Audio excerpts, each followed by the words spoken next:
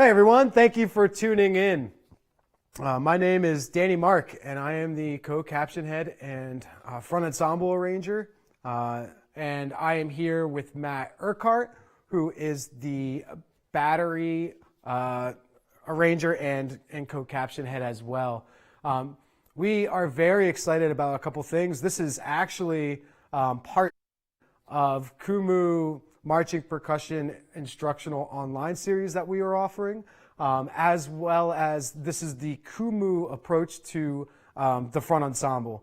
And we are really excited to dive into and start some 2-mallet approach, 4-mallet approach, and working through some different exercises. But before we do that, there's some very important people we would like you to meet. So we're going to introduce you to those people, and we'll be back in just a minute to continue. Hi, I'm Dr. Daniel Moonschwander, Director of Bands at Kutztown University. As the Director of the Kutztown University Marching Unit, I congratulate you on choosing to be a Golden Bear at KU and your decision to audition for the KUMU percussion section. You will find your audition to be both rewarding and a challenge. The staff and student leadership are committed to providing you with the best musical, entertaining, and educational experience in collegiate marching band. So, prepare through practicing, do your best, and enjoy the experience as you share with the others who will be joining you on these virtual percussion clinics prepared by our staff and students. And remember, as we say in KUMU, do good, go Bears! Hi, I'm Ryan. I'm a senior mathematics major, and this will be my 4th year in KUMU. Over the summer, my family and I have gone on a bunch of hikes, and I've listened to lots of new, amazing music. I can't wait to see all the amazing things we will accomplish this year. Hi, I'm Doug. I'm a junior majoring in music performance, and this is my 3rd year as a member of KUMU. Music is a big part of my life. Both my parents are music teachers. In fact, my dad was my band director back in middle school. In addition to playing percussion, I also really like to make my own marimba mallets. It's a very relaxing process, and it's really fun to play with mallets that you made yourself. I'm really looking forward to this season. It's going to be fun to see some familiar faces, and I'm also really excited to meet all of the new members. Hey, I hope you enjoyed meeting 3 very important people in those last videos. Thank you to those guys for all that they do to help the program.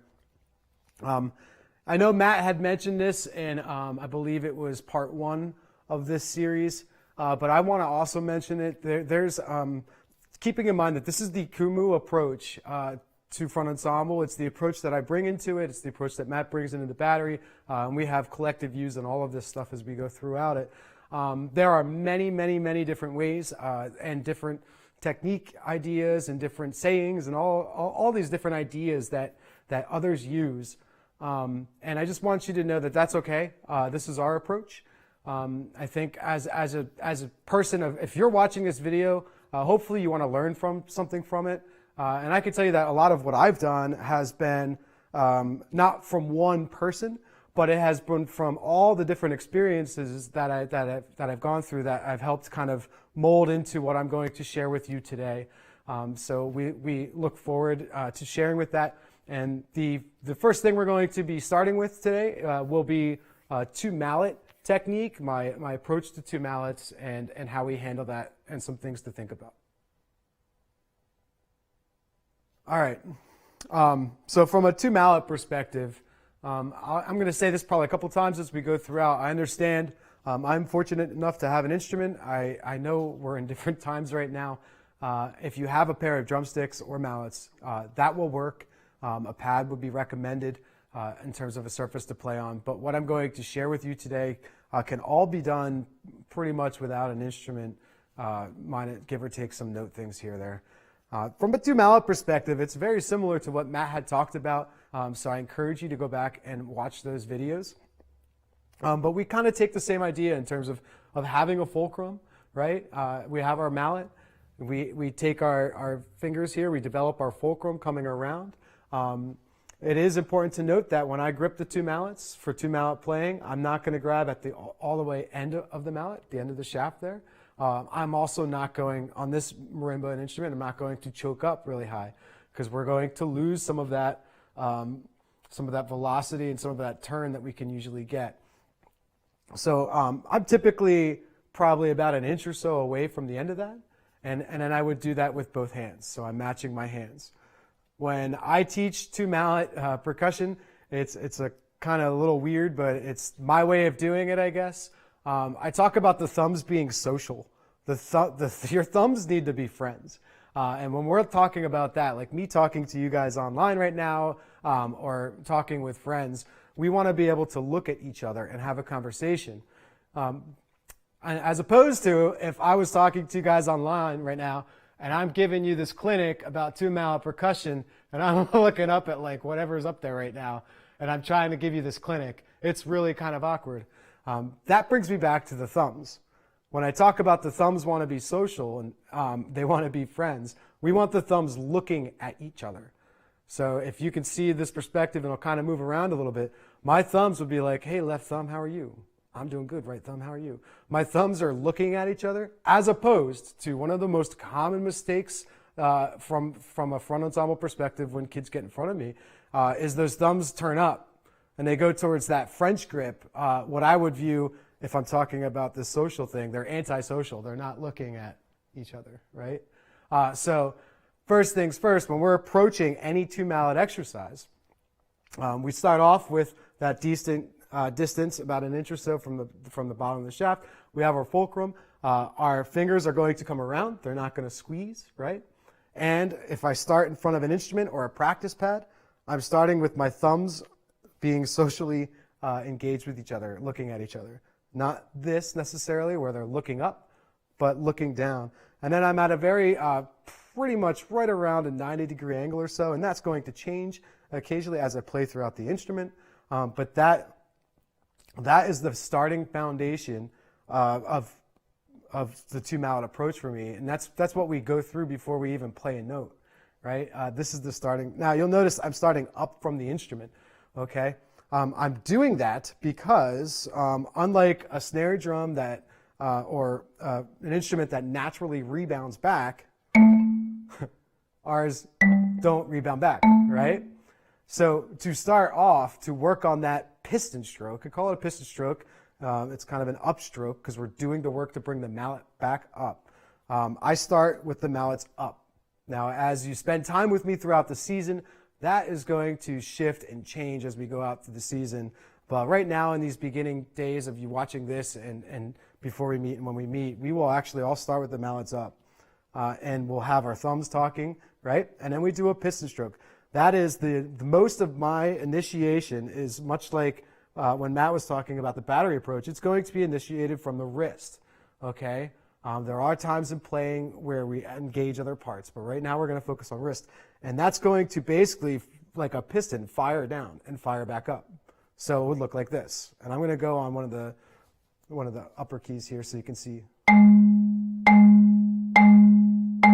Right? So in slow motion, as I bring the mallet down, as soon as I'm playing that stroking, making that sound, I'm shooting it back up, as opposed to this, right? More of that downstroke that was talked about in another session, that downstroke approach. That's not where we want to start. We want to start with that stroke coming back up. We can do that with both hands, right? So if I engage two hands, I'm throwing the mallet down with some velocity, and then like a piston, it's firing and coming back, right? So again, my thumbs are talking. If everyone wants to hold the mallets like me, we're going to hold up, okay, at a comfortable range. I know everyone's wrist bends at different ways. That's one thing I find when we meet together, is that some people are like, whoa, my wrist bends. Other people can't necessarily get past like this part. I get it. What you want to do is work on this and continually work your wrists. And as you practice more, you can gain more flexibility there. So start where it's comfortable, right? Our thumbs are talking. We're a decent distance from the shaft there. And we're just going to play some legato strokes. So you can play this on an instrument, on a pad, on a floor, right? I recommend you don't play on anything that's breakable. That would not be good, right? But try to stay on a surface that is not going to break. So I am trying to get every single mallet to come back up to that same height, number one. I'm firing back up to that same height, and I'm trying to get that same sound and velocity out of each stroke, right? So we could do them in alternating, right? We could also do them at the same time.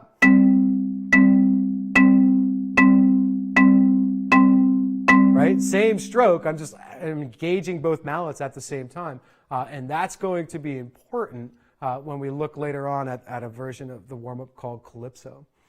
So the next portion of this, we're going to take this two-mallet approach that I just talked about, and I'm going to talk to you in terms of, okay, now how do we apply this two mallets to a scale or something else that we might need to practice later on, either for personal self, for Front Ensemble, or for audition purposes for KUMU. So keep in mind this two mallet piston approach technique, and we're going to now go look at the two mallet version applied to some scales and other musical patterns. I'm going to take what we just talked about and show you how I would approach that from a scale perspective. So we talked about that piston stroke, right? And firing and coming back up. Now, if I take that and apply it to a major scale, I can't stress the importance of scales. I mean, scales it's what the foundation, it's what music is built off of. So scales are very, very, very important. And it's something that in the Front Ensemble, we work through what's called the circle of fourths.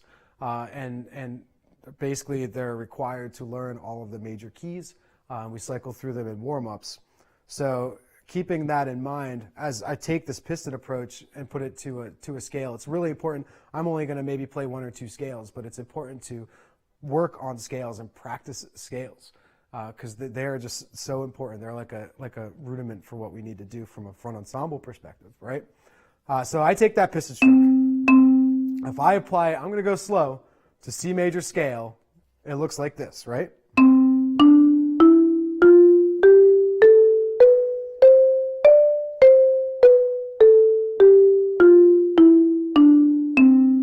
Now, I didn't play 2 octaves. I only played a 1 octave scale up to D and back down.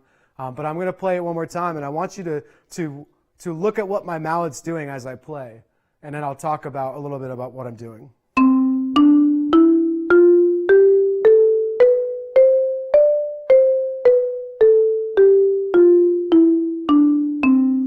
All right, so first of all, I want to point out that I'm not doing this.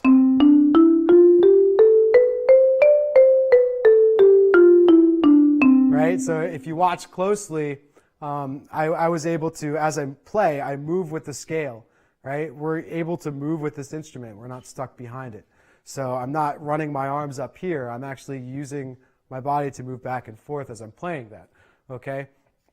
Now, if you don't have an instrument at home, you can go ahead and just play alternating 8th notes on the pad or whatever surface you're playing on to at least practice the technique. But the other aspect of that is when I bring this mallet up, I'm already setting this mallet up over the next note. Right? So I'm above E right now. I would play D, right? E, I'm above G, and I'm traveling to my next note. It's what I call set yourself up for success, right? So I can play faster and do different things because I'm setting myself up for success. I'm setting up for the next thing.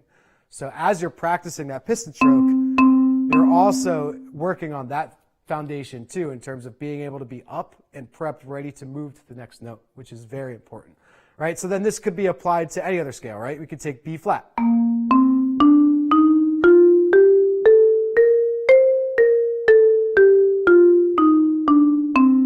Right, so we can play B flat there. Right? Sorry.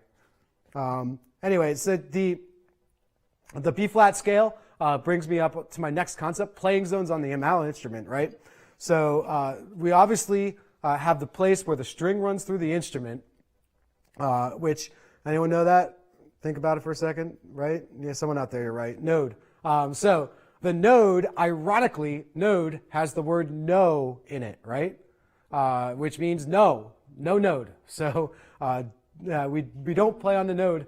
Now, I'm honestly going to be 100% honest with you, and certain musical things that have been written call for that as a stylistic and a compositional approach. But for our purposes here, we are playing no nodes. Okay, the word no is in node, no.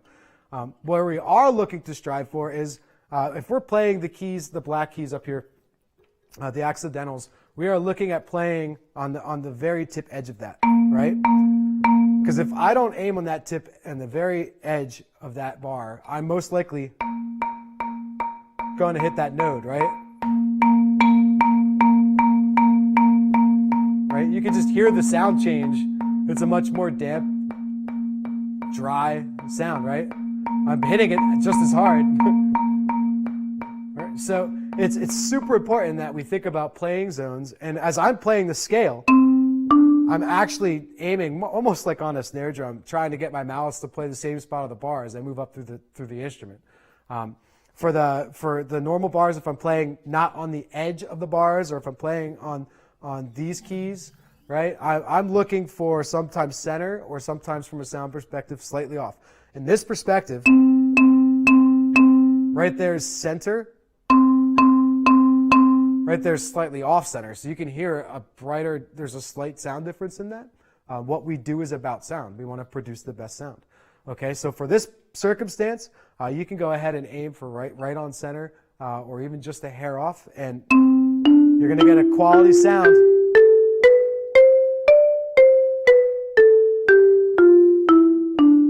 You're going to get a quality sound. If we do 2 octaves.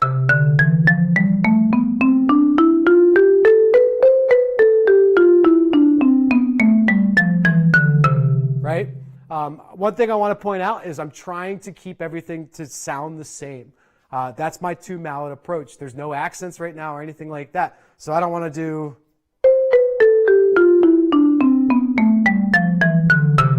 and accent that bottom note, vice versa, or up top or anything like that. Or also, like if we change keys. If we're doing 2 mallets and we go to play B flat, we shouldn't be doing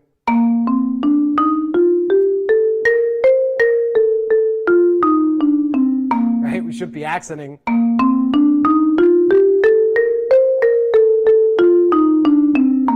Whoops. We shouldn't be accenting every single note. We want to try to keep it nice and smooth. So if you don't have an instrument, you want to try to get the same sound out from a 2 mallet perspective. And if you do, again, you want to work on that same sound. Piston stroke, we're firing up. So how does that get applied faster, right?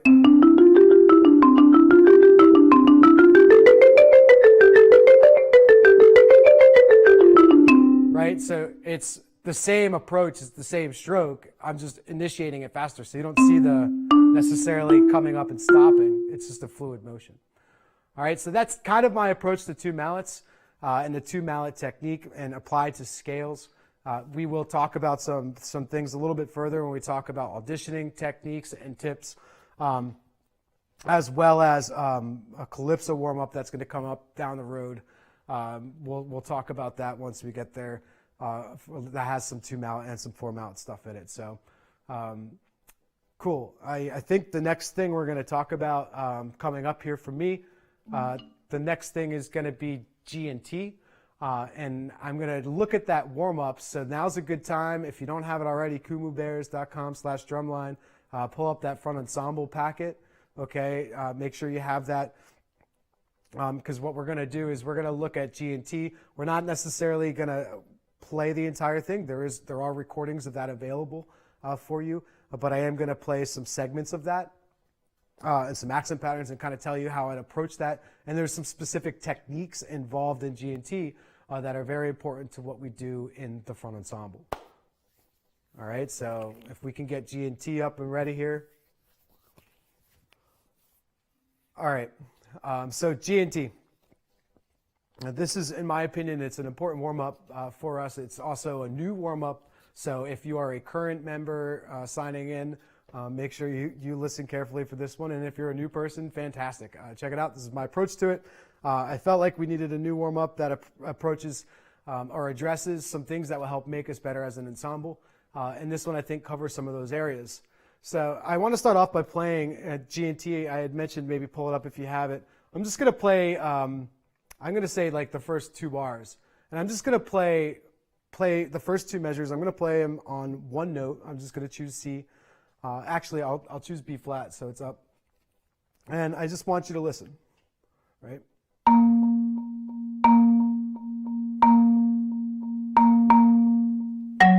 I threw in my left hand. I forgot it was there, but I threw it in because I needed to end it. So I probably accented that a little more than I should. But I'm going to play one more time, right? So I'm going to start here.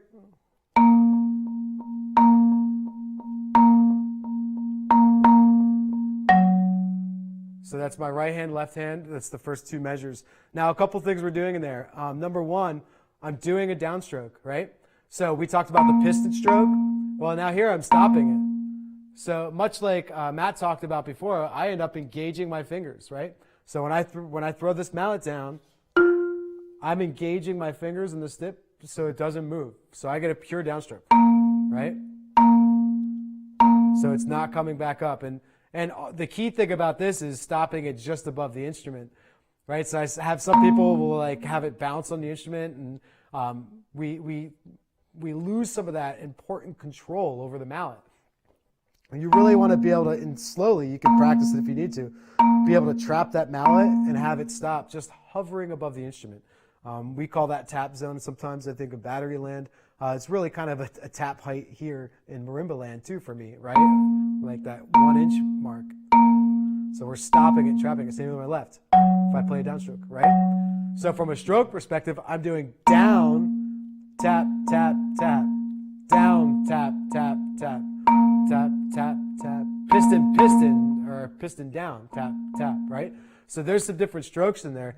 But I want to point out the quality of sound. And this is something that I believe probably every instructor talks about, right? But from this perspective, there's the quality of sound when we're playing quiet, right? So here's this, and hopefully through this online sound, you can pick up the difference. But here's me just playing lightly, right? No beef, just feather taps, right? So when I add a little bit of weight and a little beef to my stroke, but I'm not changing the height, right? So I can keep that same height and get a whole different sound than if I add some beef, right? So part of this exercise is working on that quality of sound at that lower dynamic, because we're doing the downstroke and then we need quality sound. So it shouldn't be this.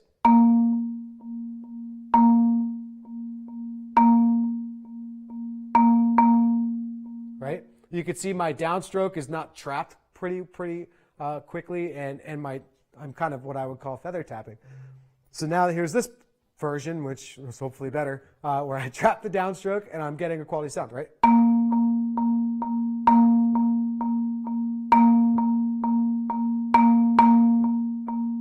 Right? Now I would have ended on my left. So when you work on this exercise from this 2 mallet perspective, it's important to keep those thumbs talking, and you're working on trying to get a good quality of sound. And what I do when I approach G&T is I first look at this accent pattern. And I want to play the first accent pattern. You can play just 2 hands, right?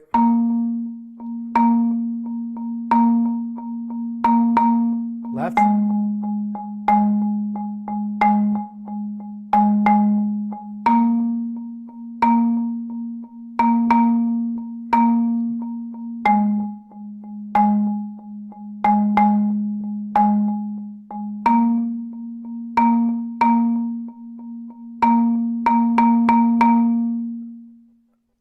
I ran out of music, but that you get the idea. So I'm not playing necessarily the notes that are written. I'm just playing the accent pattern and the rhythms on one note or on a pad. And that's super important, because as I'm learning this, if I can learn those accent patterns and those rhythms before I go ahead and apply it to a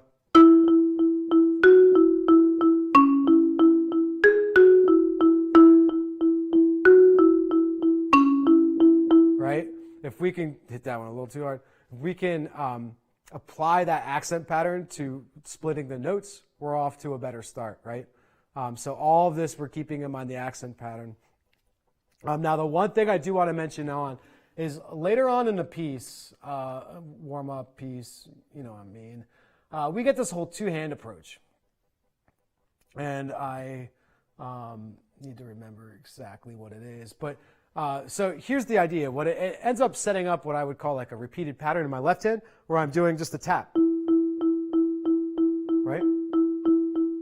And then my right hand takes over the melody. And my right hand's playing the melody. Okay?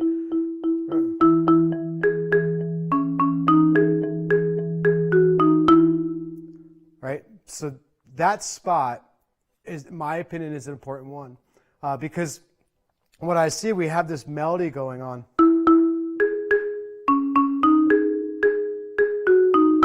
We have that melody going on, and then this left hand is just going, hey guy, how you doing? You're just playing this thing over, right? And then we have that melody.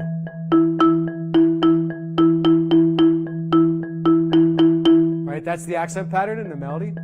This keeps going. So what I often see is this.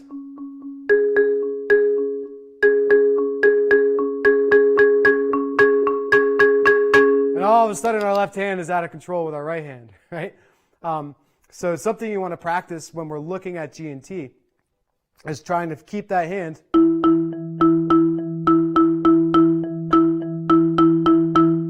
right? Trying to keep that right hand down, or the left hand down, sorry, at that tap height, and then keep that right hand at that accent pattern, playing a nice piston stroke, right? We're coming up.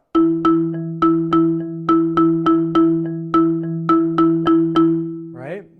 So that's something to look at when we're looking at G&T from that two mallet perspective, keeping in mind that the two hands aren't always going to go, right? Right? Sometimes we need to add accents. Sometimes the one hand does something while the other hand is playing a repeated pattern. So that's just one of those moments to work on. And again, you can do that with two mallets. That probably was the best idea. Right? So I'm keeping this down, keeping this up. And I can play through that accent pattern from there to the end on a pad or on an instrument. So that's G&T. There is that recording. And I make sure when I learn music, I listen to it over and over and over again. Whether I have to arrange with Matt or if I'm just studying to learn a piece of music to play on my instrument, I listen to it. So I know it can be redundant, but I recommend putting G&T into not a tape player, not a CD player, but one of those MP3 things, or maybe your phone probably, right? And listen to that over and over and over again. Get it in your ear, because when you go, if you don't have an instrument at home, when you go to transfer it to an instrument, it makes it a lot easier. Okay?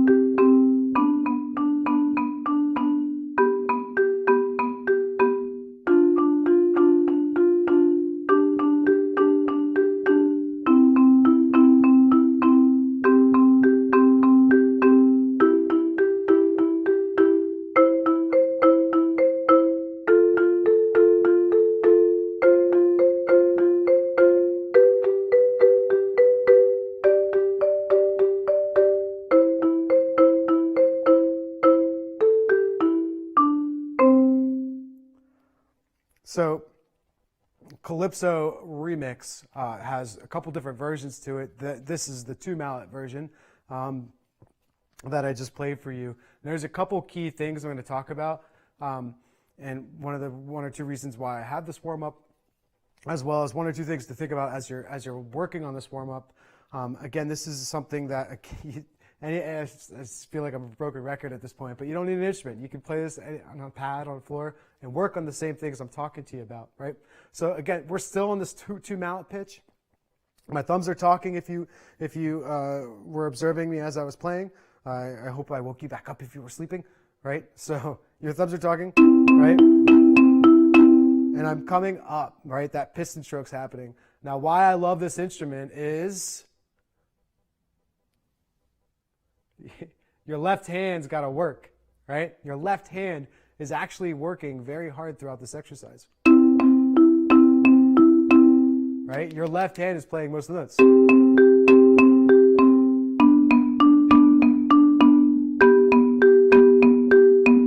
right? So that's what we're focusing in on right now. We're focusing on our left hand because oftentimes what happens is this.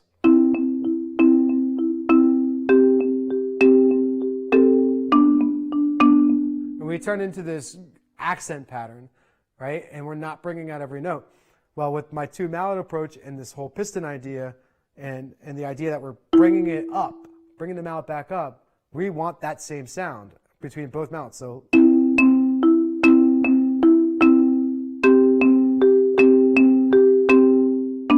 right? This left hand, we don't want this.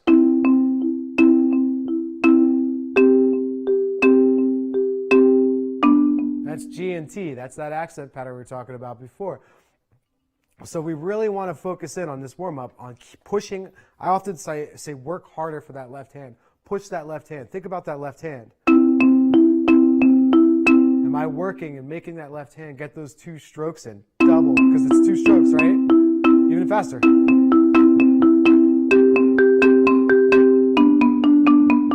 I'm working that left hand to get that stroke involved. And the other key thing about this warm-up is the ability to, what I mentioned earlier, is set yourself up for success, right? So if I play it slowly, watch. Move. Move. Move. Move. Move. So do you see that I'm moving after I play that last note? I am traveling to the next one. So it's not this.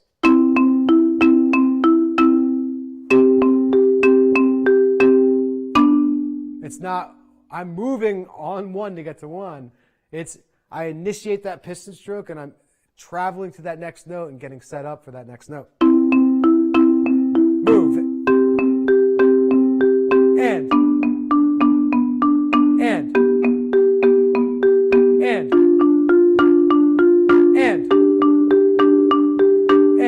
So if you I'm saying the word move a little bit, a couple seconds ago, whatever, and now I'm saying and, which is the actual rhythm that I'm moving on. So you use that eighth note, the and to set you up for the next one. 1 and 2 and 3 and 4 and 2 and 3 and 4, move. And so that's setting you up. That's super important because often what we play in mallet world, we need to be ready for the next thing that comes. Whether you're playing orchestral percussion and you're trying to move instruments and travel to different instruments, or you're playing in a front ensemble perspective, we got to be ready to move to the next thing. So this warm-up, this Calypso remix, the two mallet version, is very important for helping develop our left hand. We're also going for two notes, right? The double stops at the same time. So we don't want this.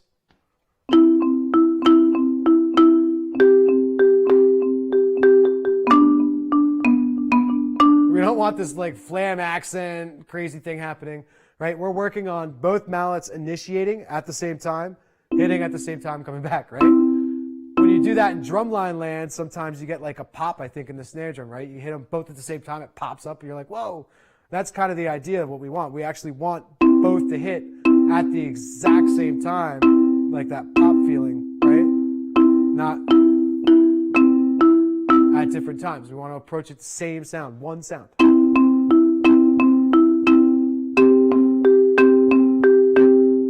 Right? So that's very difficult. One way you could do is set up your phone so that you're recording video from an angle that you can see your mallets, right?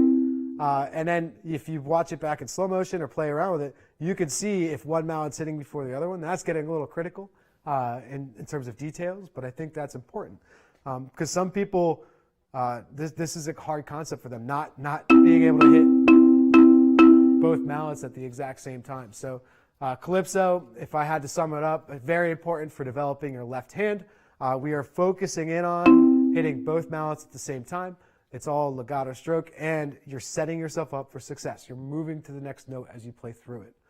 And then this is a very important exercise, because once you learn this two mallet version of Calypso, we then will be applying it to four mallets, and then to two different four mallet versions that are very important within the ensemble. Four mallet marimba playing and technique here is what we're going to talk about next. Ladies and gentlemen, I love this instrument. I love playing it. right? I mentioned there's a lot of different techniques out there and different things, and what we're going to work on from the KUMU Front Ensemble perspective is the Stevens grip. Okay, I encourage you to, you can look at our Front Ensemble packet. There's a little bit of information in there. I'm going to talk a little bit about it. But if you are new to four mallets, it's really something that it's this couple minute session here with you right now. You're not going to be a master at four mallets. The grip is going to feel weird. You're going to feel like it's all wrong. That stuff we can work on when we're in person. And then if you are a four mallet person and you're already playing four mallets, hopefully my approach to this might be give you something to work on here. So we do use the Stevens grip. I don't know if you guys can see from an online perspective, right? The Stevens grip we have, I'm not going to go into too much detail about the Stevens grip. We use the Stevens grip. Google it, and you can watch all kinds of videos on how to hold it properly and correctly. I'll go through some tips and stuff to keep an eye out for as you're practicing. But we do use the Stevens grip.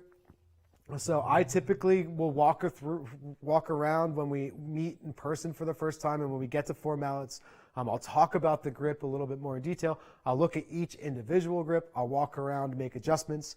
One thing I do encourage you to do, whether it's your first time or I still do it, is I start at a flat surface. So I'm holding my Stevens grip, right?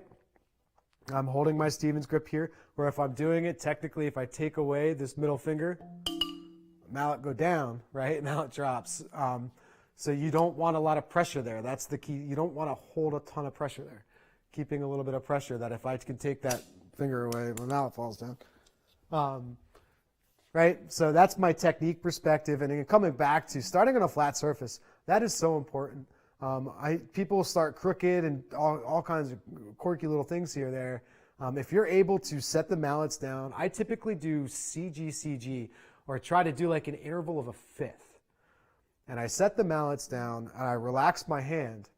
And I still do this before I play anything, four mallet wise. Right? Relax my hands. I make sure that, unlike the two mallet grip, where we were talking about my thumbs are friends, they're social, they're antisocial now. They don't like each other, right? They're not friends. They are the people looking at the ceiling as they're trying to talk to you. So I set my mallets down on a flat surface. Why do I do that? So I get an evenness, right? I make sure I relax my grip. I make sure my grip is even, right? So I have a nice, comfortable flow here. And then when I have that, I can pick straight up. Now, the nice thing about that is I have a very even surface, right? Playing surface. I'm not playing like this where my mallets are going to hit at different times necessarily. It's a nice, even flow, right? And then I'm comfortable here. A lot of times I'll see grips turn up like that, where you have this curve here, right? We want to be comfortable. So I'm comfortable behind the instrument here, right? Being able to play comfortable. Not necessarily turned up. Now, obviously, when you play certain passages, it changes a little bit. But for our starting ground technique, we want this nice, comfortable pattern in our arms, okay? Now, there are three main strokes that we talk about. To be very quick, not go into too much detail, but I'll address them here because they'll come up later. We talk about handshake, right? So there's the handshake. There's the twist, and that twist is that doorknob approach that you're opening a doorknob, and then there's flush, right? And that's flushing a toilet. So you're flushing that down. So we have handshake, twist, and flush. Those are the three main techniques. So when I'm looking at my four mallet work and I'm holding these four mallets, I have my handshake, which would be this, right? There's my handshake, right? I have twist, where I'm working on this inner mallet, right? Twist. And then I have flush, which is that outer mallet. Okay? So if I put those together, I have this whole, right? I have that, and I can work on an eighth-note pattern where I'm connecting those different patterns.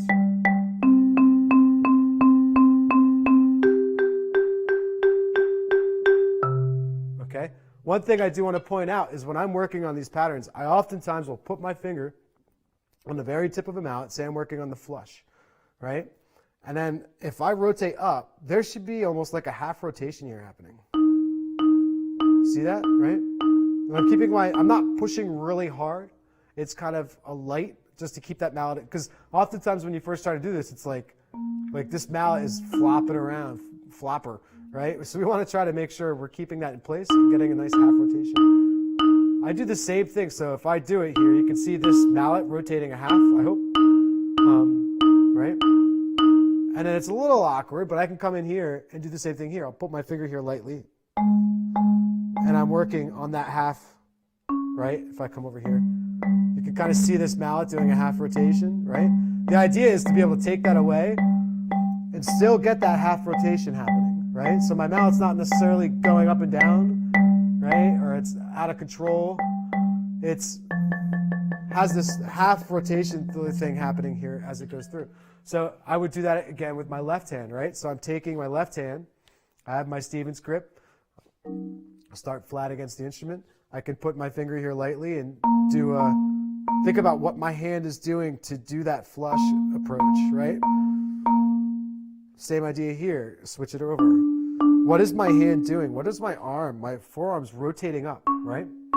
That's one of the key things about four mallets for me, and I'm pretty picky when it comes to some four mallet technique, because we want to play the notes. We don't want it to be. We want it to be. Right? We want a nice, what we talked about before with quality of sound, right? That happens with this. We can play this, right? Or you can play, right? Same height, different quality of sound, different energy into my stroke as I'm playing.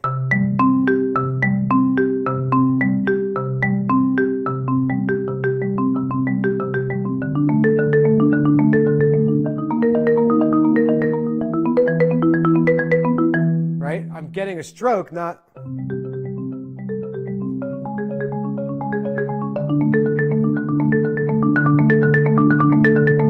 Right? You should be able to hear the difference when I turn on the quality of sound, when I turn on that twist and flush and that energy, as opposed to sometimes we get pokers.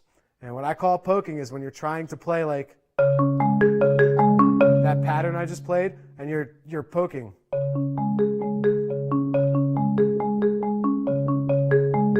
Right? So you're doing this motion up and down like that, which is almost like your handshake, right? But you're poking these mallets. See how they're bouncing and poking, right? As opposed to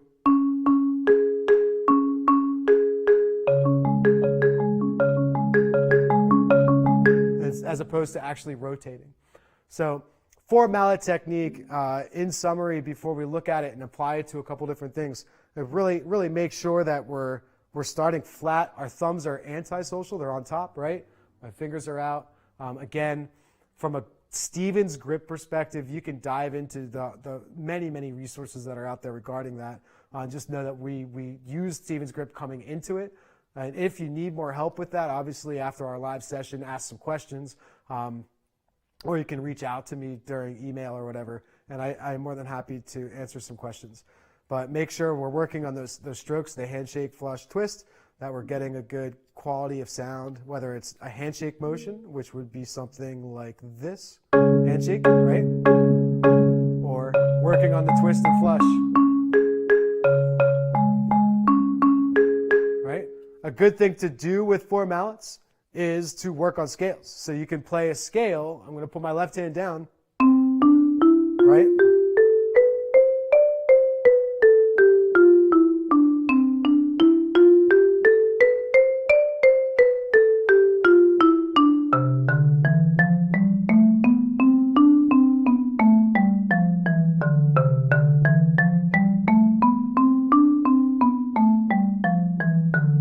So I'm working with each one of those, doing a twist or a flush or a rotation from my four mallets, and just working on scales, but working on that individual mallet traveling up.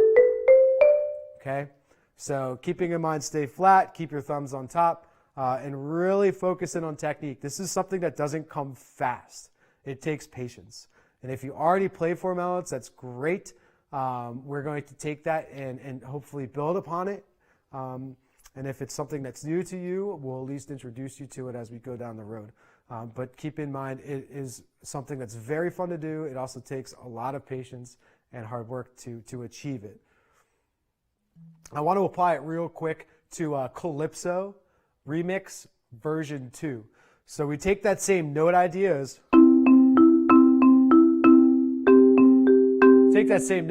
now we're using 4 mallets, right? So I'm just going to play like a measure of it for you, right? So I'm setting my mallets up flat so they're comfortable. My thumbs are antisocial, right? They're following social distancing rules.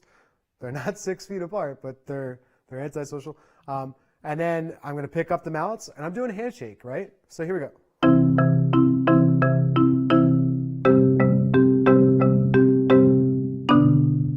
All right. So what does this do? It's the same idea as the 2 mallet version, right? So if I come up to an octave, maybe you can see my left hand. You got to work harder for that left hand again, right? And notice what my mallets are doing. 1 and 2 and 3 and 4 and 1 and 2 and 3 and 4 move. 1 and 2 and 3 and 4 move. 1, right? They're moving. Move. Move. So they are traveling to the next thing. But now instead of doing it this way with 2 mallets, you're doing it this way with your intervals, right? So you're really kind of doing maybe just a few interval changes in here, but you have to get used to, right? This mallet is fixed in one position. You're opening this one up and sliding your arm out or back in, right? This mallet's not moving. This mallet's moving and I'm calling, right? So here I am in, and then I slide out, right? So this mallet slides and my arm moves out with that. Move. Prep for the next stroke.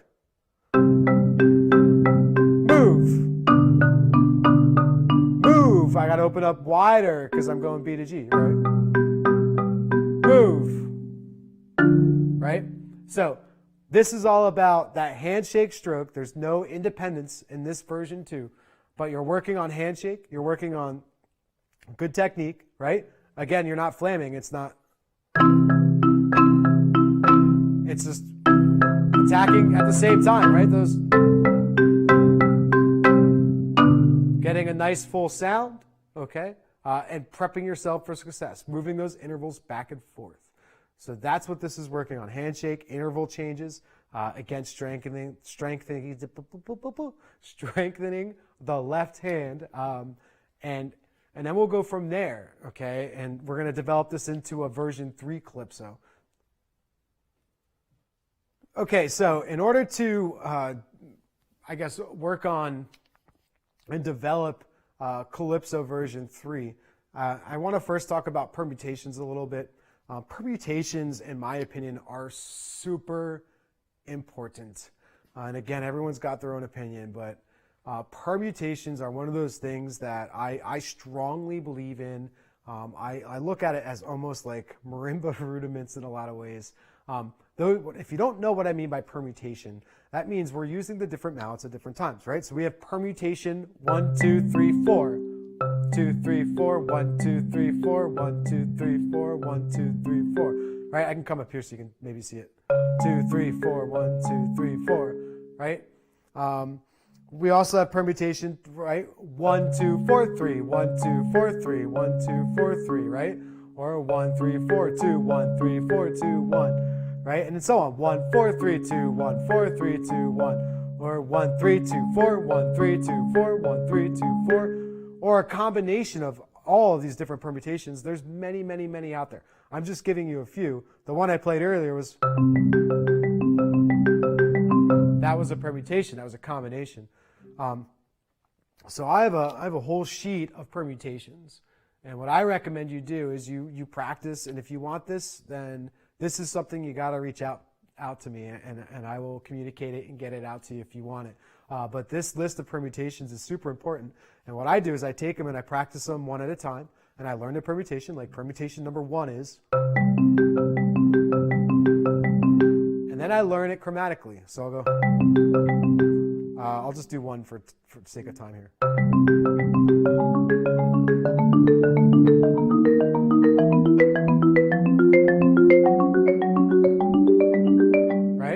So if you notice, again, I'm moving to the next note as I play. And then I do permutation 2 down, descending.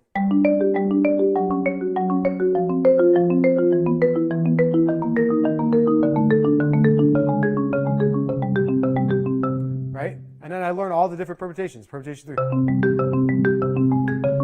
Right? We go through them and I just learn them ascending, descending. Why are these important? Because they're working on the different tasks that your hands independently or numbered wise, 1, 2, 3, 4, right? 1, 2, 3, 4. So 1, 2, 3, 4. You're working on all the different combinations that you might be asked to do. So they are super important because when you actually learn marimba music, most of the time those permutations are notated by the arranger. Sometimes you have to kind of figure them out on your own.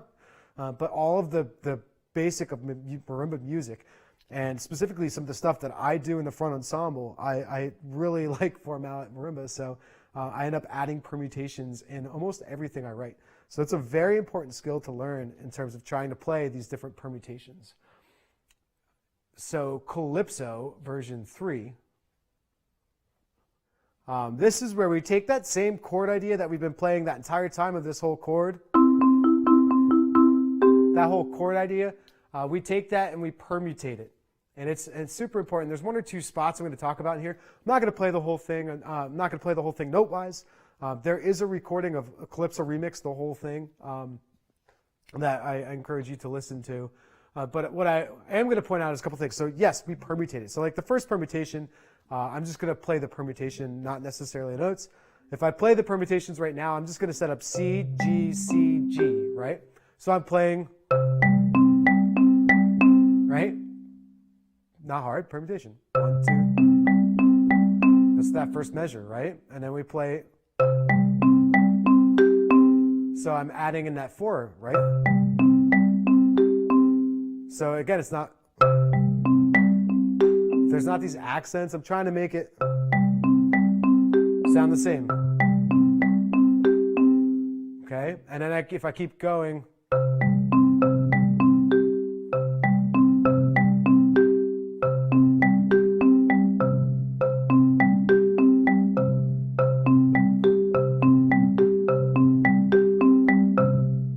right? And that leads us to the triplet section. So what I would do is practice those permutations much like I just did. Don't worry about playing them over the right notes. Just learn the numbering system and how your mallets work, right? Again, making sure that we're not poking, but we're playing, right? With good technique. And then that leads me to the triplet one. So this triplet exercise is not so much a chop builder, but you can kind of look at it in some ways as that.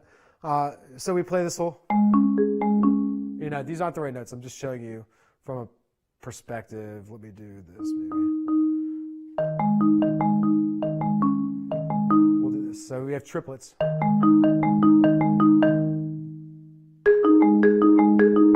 Right? So we have this whole triplet thing. Right? That's the 2 measures there. Here's my issue with these triplets. Oftentimes we get this.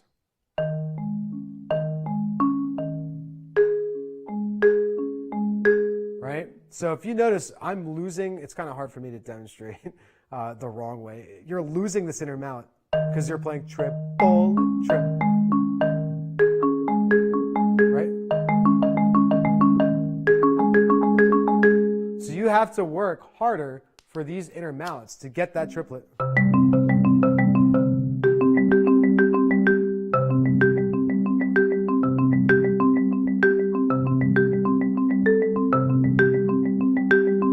You have to work a little bit harder. And then it goes into that triplet permutation I just played where there is an accent written.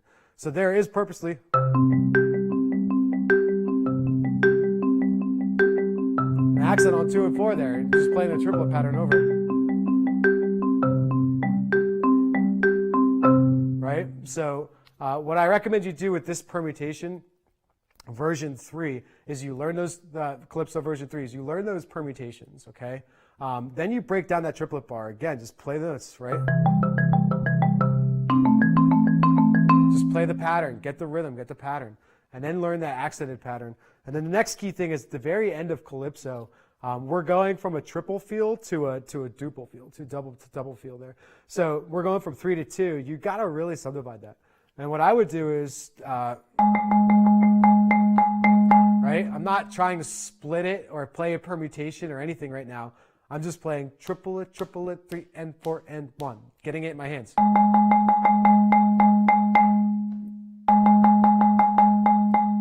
Right? I want to get that triplet change to the 8th note change and get it in my hands. And then I can take that, and if I'm playing this pattern of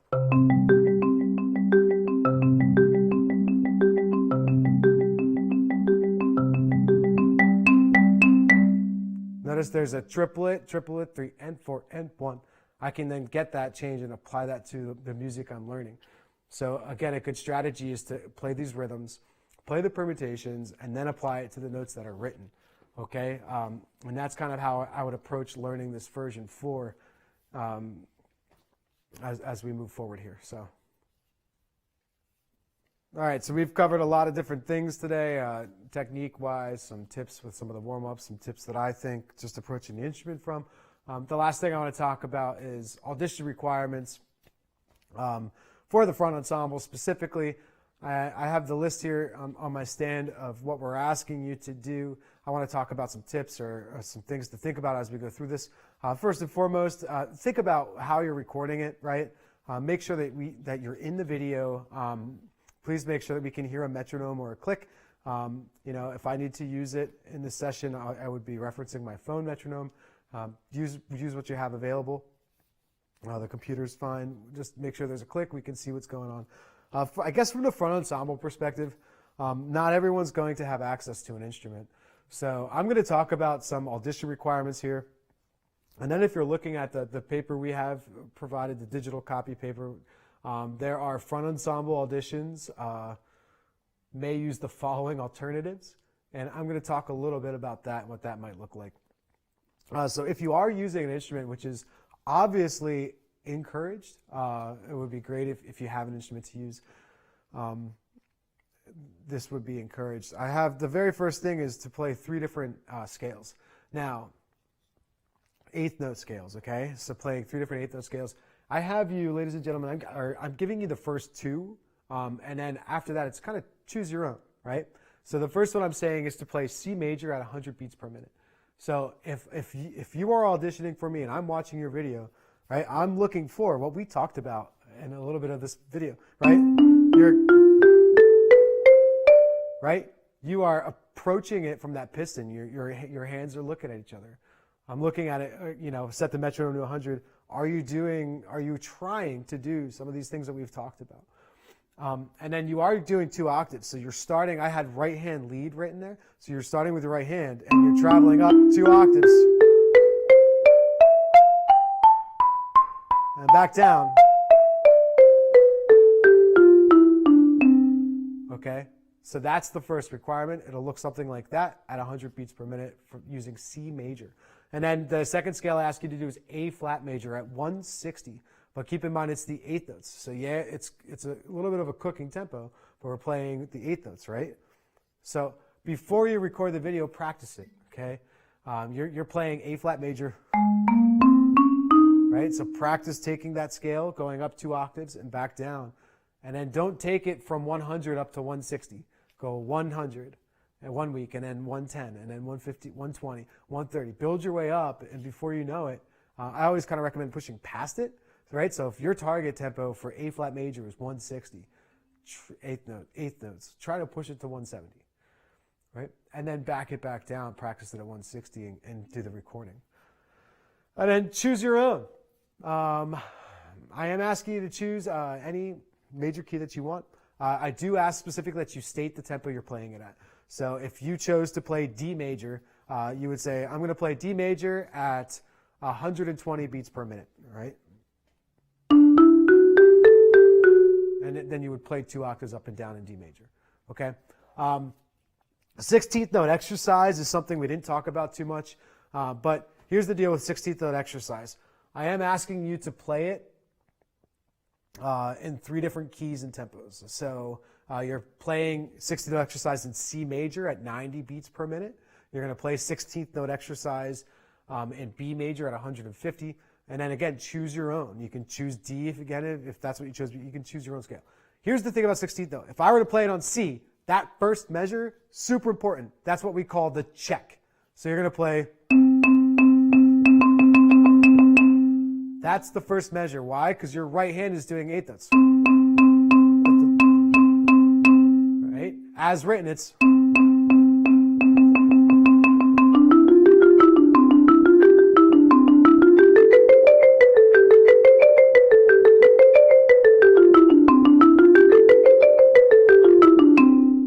So that's the exercise with that check, and then you play that in 3 different keys.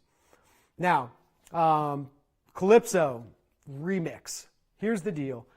If you are a 4-mallet person and you feel comfortable with 4 mallets, I'm asking you to play version 2 and version 3 on the instrument. Do the best you can to prepare that. Think about some of the tips I mentioned earlier.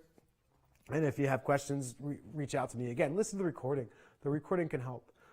And if you're not comfortable with 4 mallets, if you're not comfortable with that, do the 2-mallet version, okay? Play the 2-mallet version, focusing on what we talked about earlier. And then G&T, play once through at 112 beats per minute, okay? So do the best you can with G&T. We're not shooting for lightning speed tempos here. We're shooting for that whole control of those accents and taps, right? Okay, now, say you don't have an instrument. What do I do? Well, we had some alternatives in there. Be creative. I know Matt had a former student once that literally like made her own keyboard. Not necessarily wood and stuff like that, but like out of different materials fabricated like a keyboard that she could at least kind of pretend to play on. Get creative. If you don't have any access to anything, then yeah, use a pad, okay? Use a practice pad, and that's fine. 2 sticks and a practice pad, or mallets and a practice pad.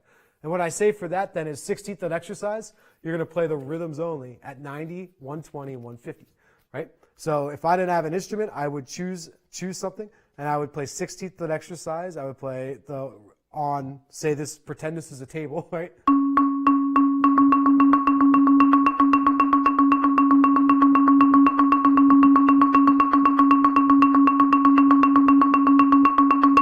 Right? So that was the exercise.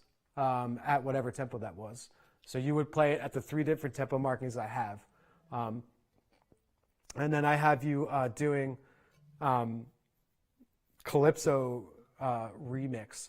So if you are going to do the 4-mallet version, again, you can take any surface and kind of play this whole 1 and 2 and 3 and 4 move. 1 and 2 and 3 and 4 move. I can see your mallets move, those intervals.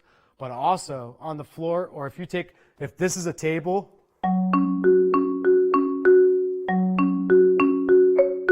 right? If it's a table, I can see your technique, I can see your permutations happening.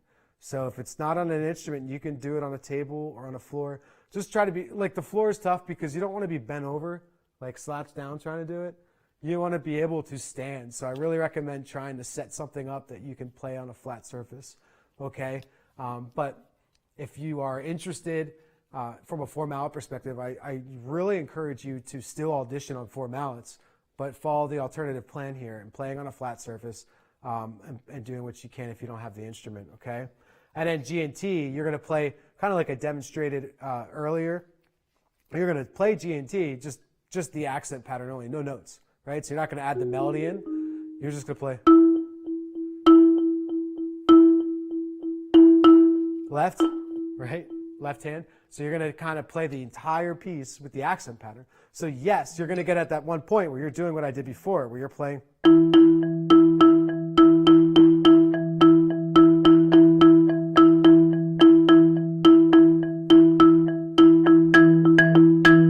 Right, is how the piece goes towards the end. So you would be playing that in a confined space, both mallets together, right? And the next thing I want to go ahead and talk about is the Front Ensemble Auxiliary Rack Audition. So we do have opportunities for rack players and effects players. I'm really asking you guys, or girls, or people who are auditioning, to play check patterns. So the very first one is check pattern you're going to play the check pattern in the packet here, and you're going to play it at 110 beats per minute, right? So if that's this whole idea of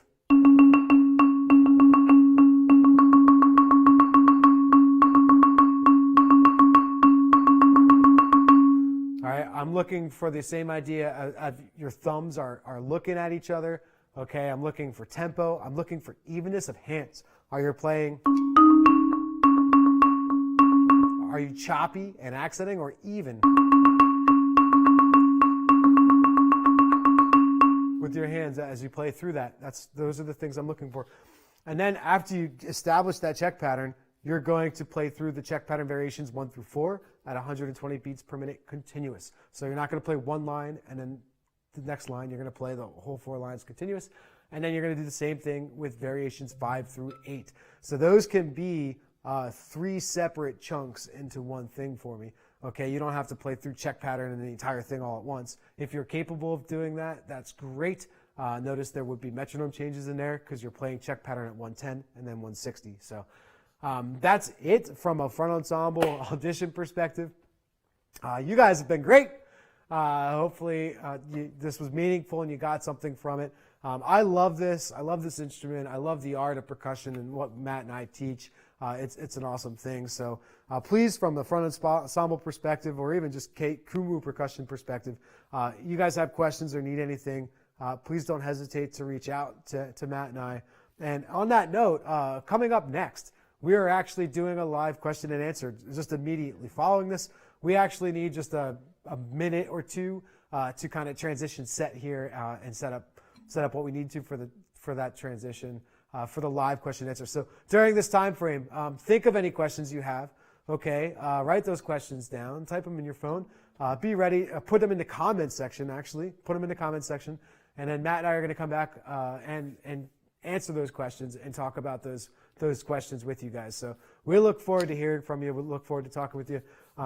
Right now, while we transition, please enjoy this video. It's a fantastic representation of the great group of students we have in the ensemble in the past, and really looking forward to talking with you guys soon. When I was in high school, I had no idea of what college band was like. It's one of the only organizations I've ever been in that incorporated a great chance for leadership and a great chance to be with a phenomenal drumline and a phenomenal band. Here in the percussion ensemble, we have a good balance of being dedicated and having fun. We all look out for each other. We hang out outside of KUMU. We're always together. And all that really cultivates a really strong family atmosphere throughout the section. It's all about the friends, honestly. You gain so much of a social life here.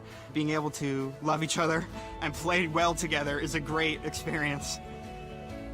What's most memorable is what happens at some of our biggest performances like Collegiate Marching Band Festival.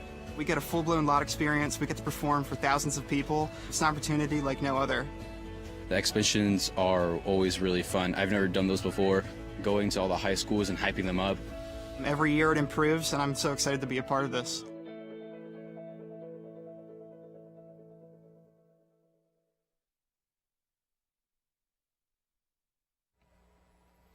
All right, so we're going to transition into question and answer now.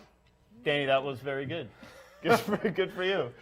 Thanks. It's not easy, right? Yeah, it's interesting doing something live like that. That's the first time I've really done something like that. So I don't even really know what just happened, but we're here to answer your questions. So for those of you who don't know, this isn't really teaching. It's like it's different. It's like lecturing or presenting. It's very different. Yeah. So hopefully we get face to face and work with you guys soon. It'll be a great time. So we got some questions already. Good for you guys.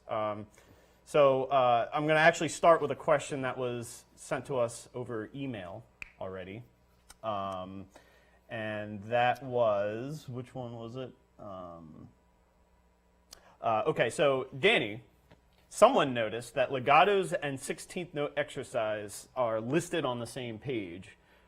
Is that considered one exercise or two exercises, and will you be playing them seamlessly back to back? Good question. All right, so yeah, it is approached on the same page together. It's the legato, the 8th note legato exercise that's written, and then the 16th note exercise. They are two different exercises. So if you're learning the legato exercise, learn that at a metronome stop, and then look at the 16th note exercise, play that, and stop. So they are two different exercises. We do not play legatos directly right into the 16th note exercise. They are two separate warm-ups or exercises. We also had another question before the webcast started, and that was, is a little video editing acceptable, such as slides stating what we're about to play? I'm going to let you answer that. Yeah, and so with the online video audition submissions, what we're going to ask you to do is do one long video, seamless. You know, whatever the requirements are, you have to play X, Y, and Z. State, oh, I'm going to play X, play it without stopping the camera. Oh, I'm going to play Y, play it. I'm going to play Z, and then play it through. That way it simulates sort of like a real you know, audition. If we were doing a real in-person live audition, it would be handled that same way. Sure. You wouldn't be able to do everything multiple times. Yeah, it would be, you know, we might let you restart if we really So needed to. that said, though, we do encourage you to have your best single video. You can do that as many times as you want. In fact, we encourage you to do it often. If you're not happy with it, do it again. Yeah. It's like, But all audition requirements will have to be done from start to finish in one clip. That also keeps it clean for us, so we're not sifting through and missing multiple video clips. Okay? can I field Savannah's question? Sure. So Savannah, first of all, I hope you're not stuck somewhere. Oh, man, I've been waiting all night to say that. I hope you're free and able to move around and you're not stuck, Savannah. The sound files are in the Google Drive. So if you go to the Front Ensemble Google Drive file on our Facebook page or anywhere, there's in the Front Ensemble folder, click on that, keep going. You're going to see a sound file folder. In that sound file folder, there is a recording of G&T, which is new for everyone. So the recording of G&T is there and CALYPSO remix. Yeah, and I also want to piggyback off that and saying the battery files are there too, and you can only find these files, I think, in the 2020 membership interest correct. Facebook group. Yes. All right. So if you're an outsider looking in, welcome. Glad you're here and hope you learned something. However, the sound files are for potential members and returning members of 2020. So you're going to want to go to the 2020 I think it's called the KU Marching Unit Membership Interest Group, something like that. If you search on Facebook, I promise it's there. After this webcast, we will repost it. How about that? And if there's or Greg is actually here behind the scenes right now. So Greg Greg's is helping us going out. to be reposting or pinning that to the group. So hopefully that is helpful. And if you still can't find it, just send me an email. I can send it to you. All right. Danny, how many members are you taking in the Front Ensemble this year? Well, yeah, so I think we're probably looking at 13. It depends on, what happens with everything, but we're looking at probably 13. I think we're looking at 3 marimbas again, 3 vibes again, a xylophone, probably a separate bells player, 2 synthesizers. We added a synth. I know a former member was interested in potentially playing bass for us, and I'm pretty sure we're going to be able to make that happen if the interest is there and we have someone to fill that spot, and then rack players. So I think we're looking at about 13. Sorry, I was looking for the strike through command. I can't seem to find that, so I'm just gonna get rid of them as we go. What is the plan for Bandcamp? Well, that is the question of the year, isn't it? We've been in communication with other staff and directors and Dr. Neuenschwander, for those of you who know who that is. And the question is, we don't really know. We've been trying to come up with plan A, B, C, D, and E. And as of now, it's my understanding that no activities prior to September, I think, are canceled. Last we knew, yeah, that's where that said, things can change. We're heading into the green. I don't know if that means anything different for us. Between that question and I know there's another question about I know Jake. What's the plan? Yeah. It said, can we be permitted to perform on the field this season? All of these questions surrounding COVID are really, the answer to all of those is, unfortunately, we don't really know.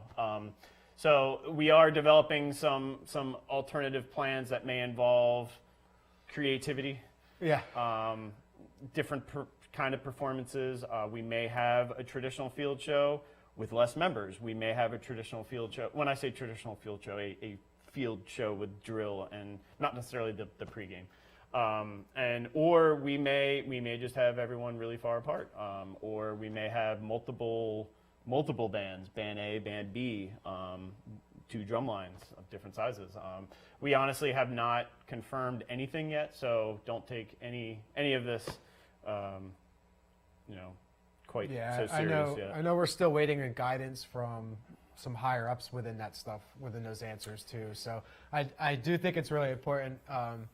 We had talked with New and Schwander just recently, and any updates regarding that information will be sent to you guys via whatever email you use to sign up for KUMU registration when you did that. So make sure that you periodically check that. And obviously, as we know information, we will blast that out in social media, Instagram, Facebook, and stuff like that. So I think it's really important to make sure you periodically check your email so that you don't miss any of that information that might come out. Hi, TJ, by the way. TJ joined in from Hempfield.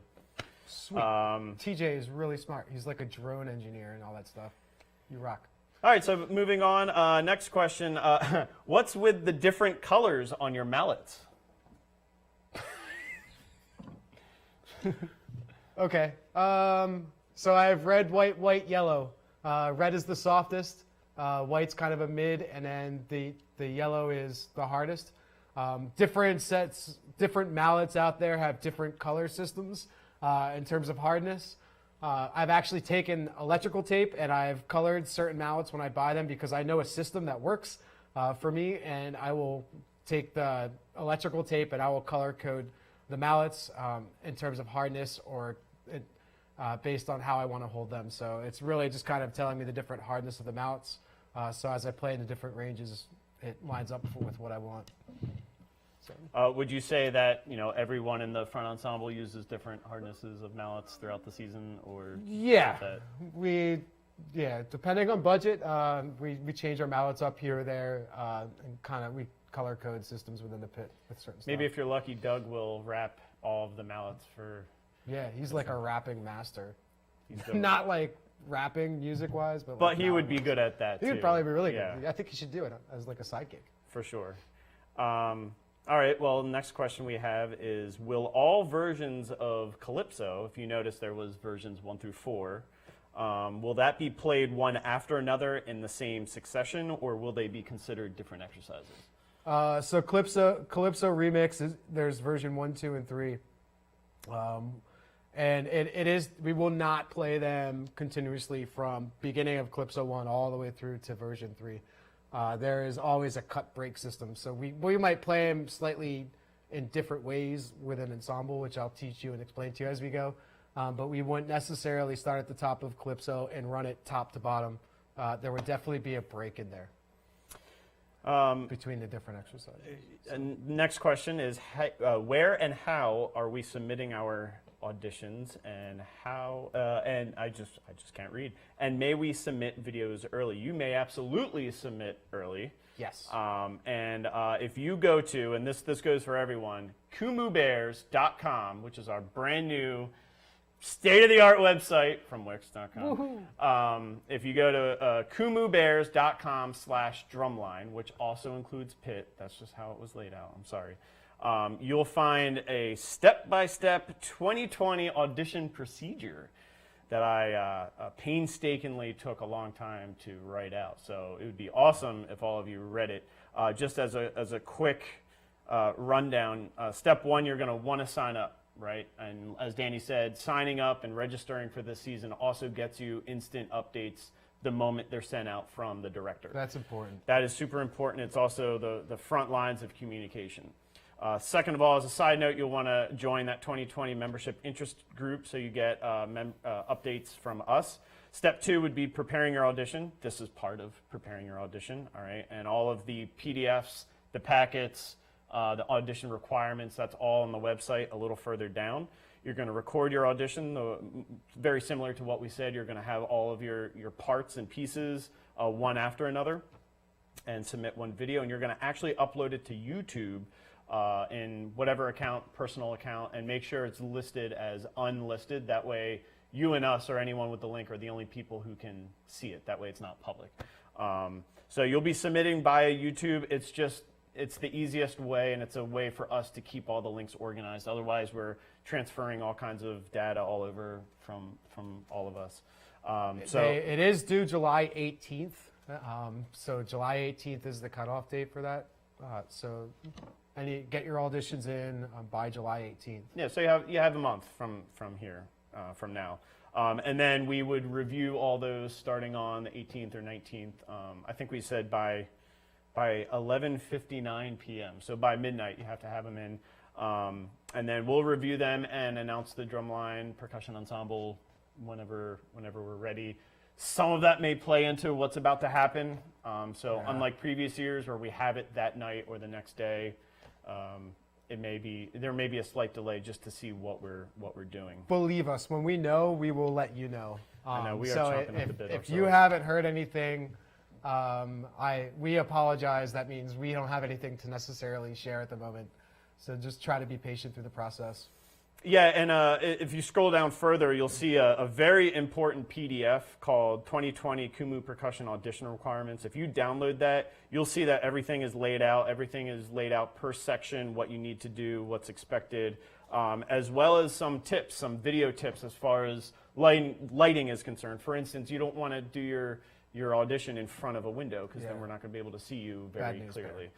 So there's a lot of those kind of submission examples, good and bad, as well as some contact information. So I invite you to check that out. How many more clinics are y'all planning for both Pit and Drumline? That's a good question. We would love, before I answer that, we would love a little feedback on how these went on your end, the experience, things that maybe we can focus on to make them better. Yeah, this is our first go at it. So yeah. Well, I mean, the series. Yeah. So are they too long? Are they too short? Are there ways we can add interactivity? These are all things that we've thought about, but obviously we're not getting paid to do this. We're doing this because we love you. So anyway, yeah. So I guess the answer to your question is we have another battery clinic tonight at 7 p.m. Come early at 6:45. We're going to be running some lot footage, different clips from last time. If you tuned into the first battery, part 1 of this series, this next one's going to have some different clips, some of the same one, but some different clips. And we're going to go through all of the exercises. So that's coming up soon. That's going to be a separate link. The moment we're done here, I'll get that link set up, blasted out through all the social media outlets, and you can take a look at that. So we have one more battery, and we have one more cymbal planned for you. There's a lot of detail. Danielle's going to make an appearance coming up. Danielle is very detailed oriented, and that's why we like having her around. So me and her are going to tag team a cymbal. Not that I'm playing cymbals, but I'm going to moderate it a little bit. So yeah, that's going to be next week, next Saturday, and I think either tomorrow or Monday we'll make an official announcement about that. And from there, I mean, pending your feedback, maybe we decide to do another one of, another live stream. Yeah. Maybe we decide to do another fireside chat where we talk topics. Yeah. If that's helpful, let us know. We can have stuff with us. Let us know in the comments, and be sure to like and subscribe to our channel. All right. Well, I think according to my live feed of questions, that's it. Are we good? Any truck updates?